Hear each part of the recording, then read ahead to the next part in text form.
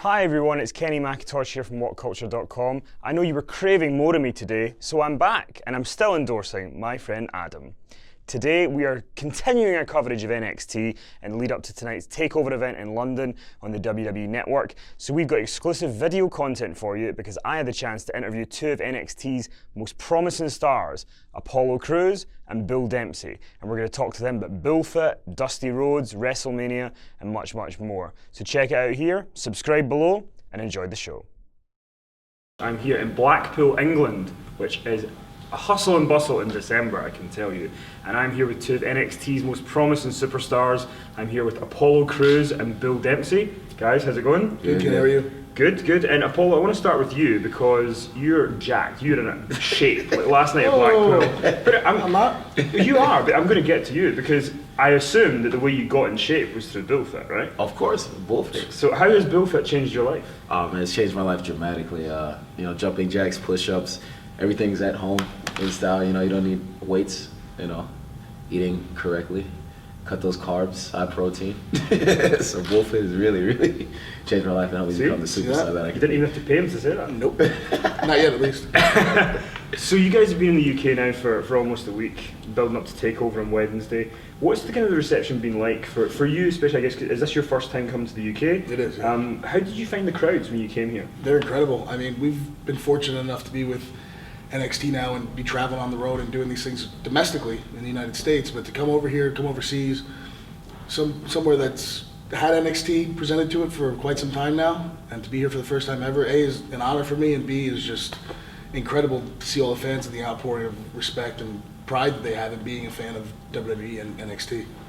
And let's talk a little bit about Bullfit, because it's become a little bit of a phenomenon. Apollo is laughing there beside you because he understands. But it's like, completely. Because when you sort of were in NXT before, there was more of a serious approach to Bill Dempsey, and now there's Bullfit, which is still serious, but you're having some fun with it. What was that kind of change like, and how did that all come about that you decided to kind of incorporate that? Well, I think you just have to change with the times, and you have to look at the landscape of the things around you and the climate around you, and understand that you got to keep things fresh. You got to change things up. You have to know when it's time to let go of something and move on to something else. And I think that's the cool part about NXT is that we get to kind of keep up with the times and kind of be cutting edge and ahead of the curve a little bit with some things. So it's really cool. Absolutely. And Apollo, for you, somebody you've wrestled a fairly long time now, and you came to WWE earlier on this year. What was the biggest kind of challenge for you coming in, and maybe something that you didn't expect? It's probably learning the style. One thing I wanted to come in here and make sure I did is just be humble, listen, and be ready to learn. It's a completely different world than from what I came from. Coming from where a lot of guys tend to be big fish in small ponds. Now you come to this place with people who are the best around the world. Everyone was great at what they did before this, and that's why they're all here. So coming here, different cultures, different personalities, just trying to fit in and not because we're around each other every day. So the last thing you want to do is not fit in or anything like that. So I wanted to come in and bring some of what I know to the table, and also at the same time just learn from everybody, soak everything up like a sponge, not just the coaches, but my peers as well, too, Absolutely, and people can see that I'm repping the Suplex City t-shirt from Brooklyn, yeah. Because I was there the night that you debuted at Takeover Brooklyn. Amazing. And the thing that kind of fascinated me about your debut was that when some people come into NXT or WWE, it maybe takes a little bit of time for the fans to get behind them because they don't know who they are or they're not familiar. But with you, it seemed like immediately people were like, we like this guy. And I think I got lucky with that, too, and I came at a time where it was, the indies were developing and getting bigger. It's cool to be like an indie wrestler, at the time I came in. So I think I got very lucky with that. But at the same time, I've worked extremely hard to be where I'm at and for everything that I have. So I just took it as it came, man, and wanted to be able to perform at the level that they expected me to perform at. So hopefully I'll keep doing that. And Bill, last night at the show in Blackpool, there was an advert for Wrestlemania 32. And you were kind of part of Wrestlemania 31 weekend. You were at the Access doing the tournament to get me onto the Giant Memorial Battle Royal. What was that experience like for you, being at a Wrestlemania weekend, being part of all the festivities, and sort of I guess from getting into wrestling, thinking maybe one day I'll get to WWE, and now being a part of that weekend? It's absolutely incredible. I mean, if you really think about it too, it's the first time that maybe a fan from the UK or from Australia or Japan or anywhere in the world that doesn't normally get to see us gets to come to access an event like that and see us. So it's kind of their first taste of NXT. And now that this brand is growing and exceeding expectations, now we're able to come over here and take over the UK. It's incredible. And this question is kind of for both of you, because I didn't think about it until last night when I was watching the show in Blackpool. There was 3 women's matches on that show last night, and none of those matches were filler. They were all matches that people were really into. How like fun is that for you guys to be a part of something where you're sort of changing perceptions with things like that? 3 women's matches in one show, lots of different things going on, lots of different styles in NXT. It's a kind of cool thing to be a part of. Yeah, definitely. I think it's cool because like we're making history. You know what I mean? And we look back on things that happened, like historic events, and we're like, man, imagine being around at that time or whatever. And that's what we're doing right now. People can look back on this and say, man, I wish I was around when that happened, when there was 3 women's matches on one card, you know what I mean? When NXT went to London, or UK in general. So for us, it's amazing to be a part of because, not everybody has this opportunity. It's a special select few. So it's something we share together, we treasure, and we're gonna look back on it. And we're always gonna remember this moment in our lives, I think too, when you look at NXT and how we continue to develop and grow, at first it was, Paige and Emma, and then everybody said, okay, well, when they go to the main roster, then it's all over. And then here comes Charlotte and Sasha and Becky and Bayley.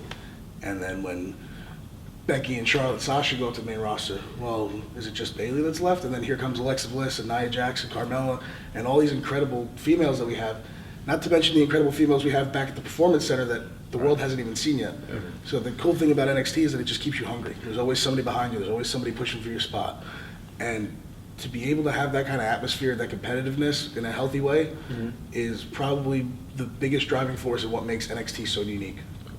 Because we were talking to William Regal yesterday, and one of the things that we'd mentioned to him was a guy like Samoa Joe coming in or a Rhino coming back in. That must kind of, for you guys be like, well, wait a minute, we need to kind of make sure our game's on point here because these guys are coming in to make sure that you're still getting seen and sort of getting better and better.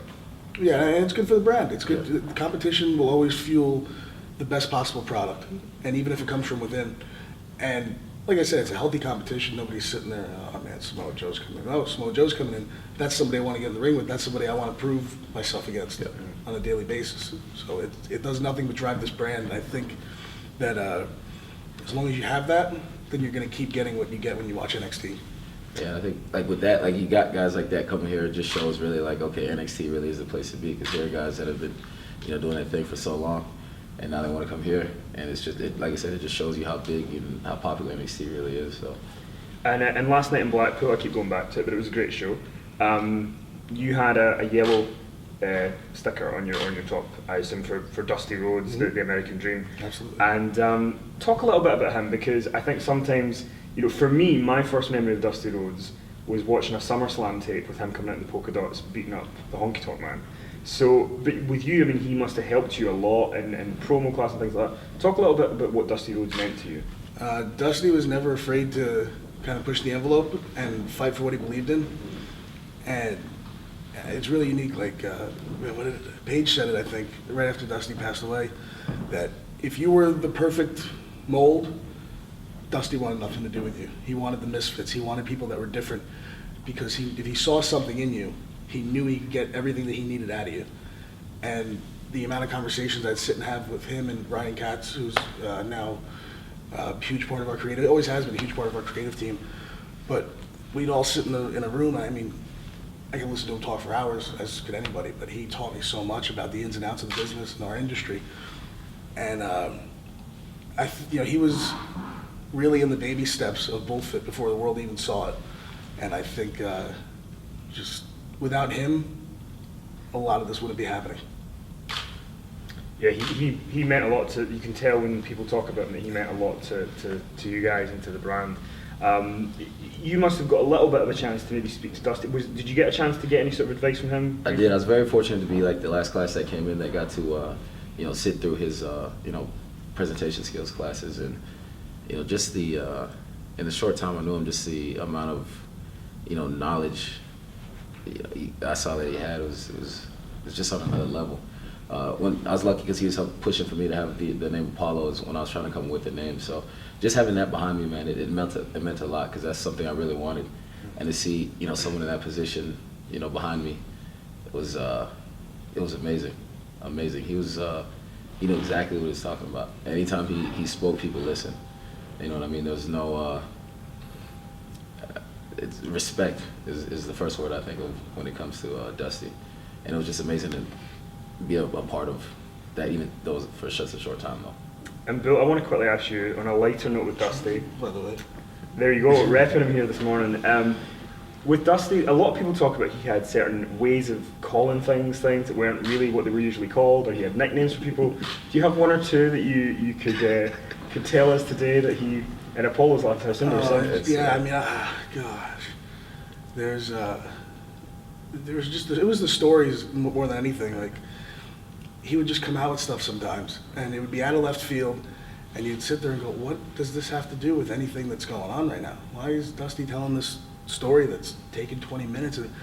But then something would happen maybe a week or a month or a year later, and you'd be prepared for it because you would just remember this ridiculous story that was told, but there was a lesson behind it.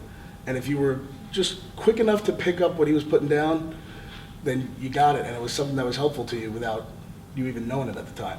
And I think that was what's so special about him, was that he could convey these messages or these lessons, and you wouldn't know it right away, you wouldn't realize right away, but you'd be driving in a car and all of a sudden light bulb clicks and that's what he was talking about, okay.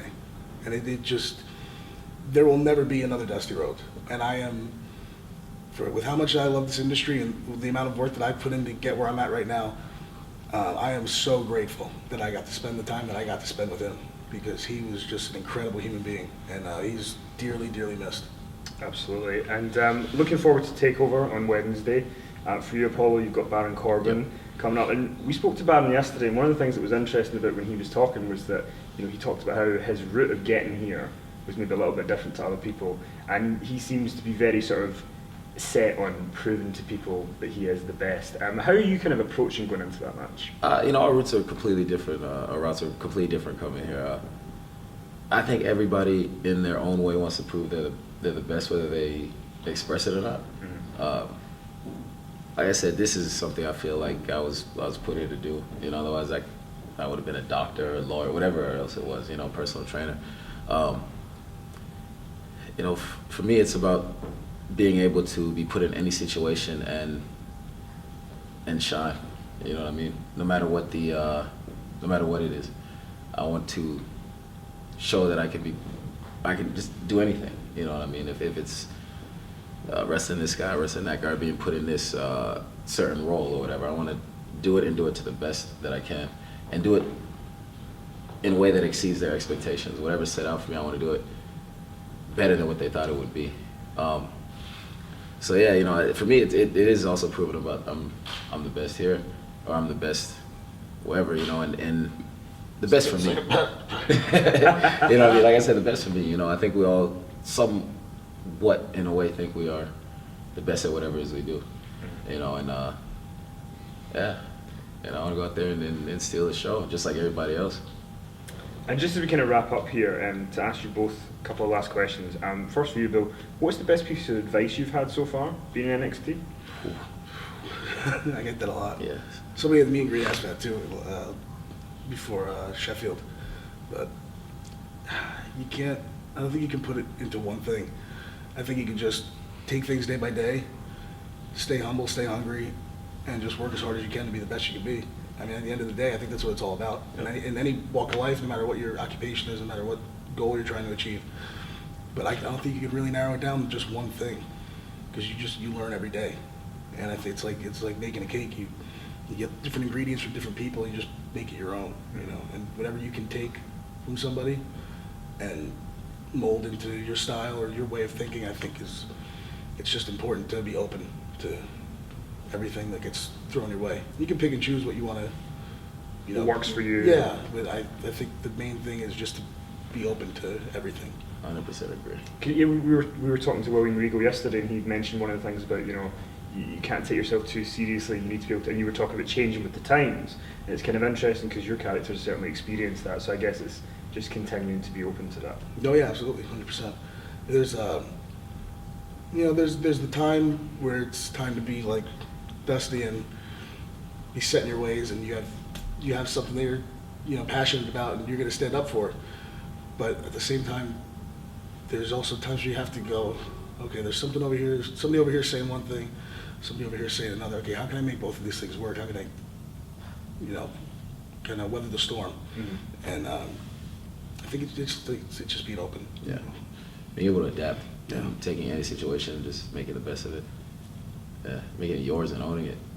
Yeah. And just kind of lastly, for both of you, WrestleMania 32 coming up in Dallas. Triple H announced a takeover special that weekend. Ideal scenario opponent for each of you. Who would yours be, Bill? I'd have to say Finn Balor. He's the champion, right? And if you're not trying to be the best or hang with the best, then move aside. Agreed. Same answer. Yeah. Okay. On that stage. One more question then. Okay, so WrestleMania 32 is coming up in Dallas. What are each of your favourite WrestleMania matches that you weren't involved in? I'd have to go with WrestleMania 19. I think it was Brock Lesnar and Kurt Angle. That was my favorite one ever. I watch it. I watch it first, not as a wrestler, and then I watch it as a wrestler still, and I get the same kind of emotions for it. So it was my favorite ever. Yeah. I think Undertaker, Shawn Michaels, for sure. I don't know. You narrow it down to one. And that just one sticks out of me. Yeah, that's all. It's WrestleMania. Yeah, it's the showcase of the immortals. Yeah, right? everybody takes it to a whole nother level. I don't know. I think my favorite WrestleMania moment is going to be one that hasn't happened yet, and that's when I get to be in the ring in front of that many people on that stage, on that platform, and do what I love to do. Exactly. Well, thanks very much, guys, for being here. I've been Kenny McIntosh, along with the wonderful Bill Dempsey and the exceptional Apollo Crews. We're all off to do some bull fit, do some jumping jacks. I might not last as much as these guys will, but thanks for joining us, and let us know what you think in the comments.